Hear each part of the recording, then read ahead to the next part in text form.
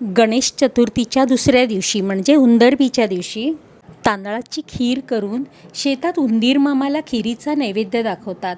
आज आपण हीच खीर करायची आहे. आधी आपण 10-12 बदाम पाण्यात भिजत घातले.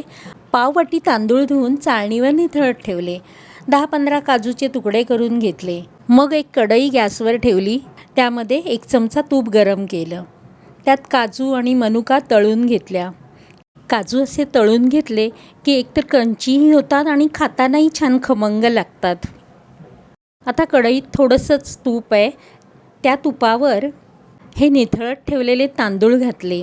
हे तांदूळ तुपावर 3 ते 4 मिनिटं भाजले आणि मिक्सरच्या जारमध्ये काढून घेतले. तांदळाची खीर कधीकधी दुधात भात शिजवल्यासारखी वाटते, पण असे तांदूळ तुपावर परतून त्याची खीर केली की खीर छान होते.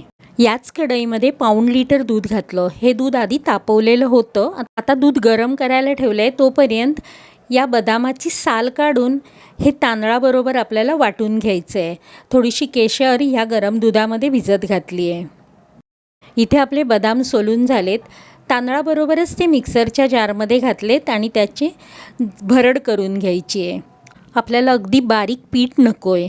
जाडसर दळलेला हा तांदळाचा रवा या दुधामध्ये घातला आणि शिजवून घेतला.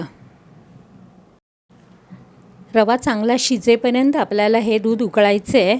यामध्ये आता दुधामध्ये भिजवलेली केशर घातली आणि हे तळलेले काजू फक्त घातलेत. मनुका मी वरून घालणार आहे. आता या दुधामध्ये अर्धी वाटी साखर घालून घेतली. मध्ये गॅस मोठा केला की दूध ओती जाण्याची शक्यता असते, म्हणून थोडं थोडं ढवळत राहून गॅस कमी जास्त करून शिजवून घ्यायचं आहे.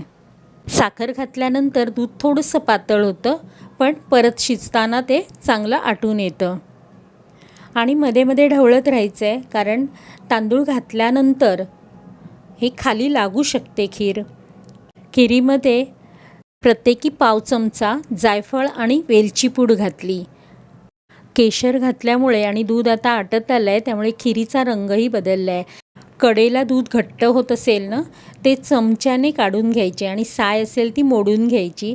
आता उरलेले बदाम आणि काजू घालून घेऊया. ही खीर एकदम छान रबडीसारखं टेक्स्चर झालं आहे. ही खीर नैवेद्यासाठी तयार आहे.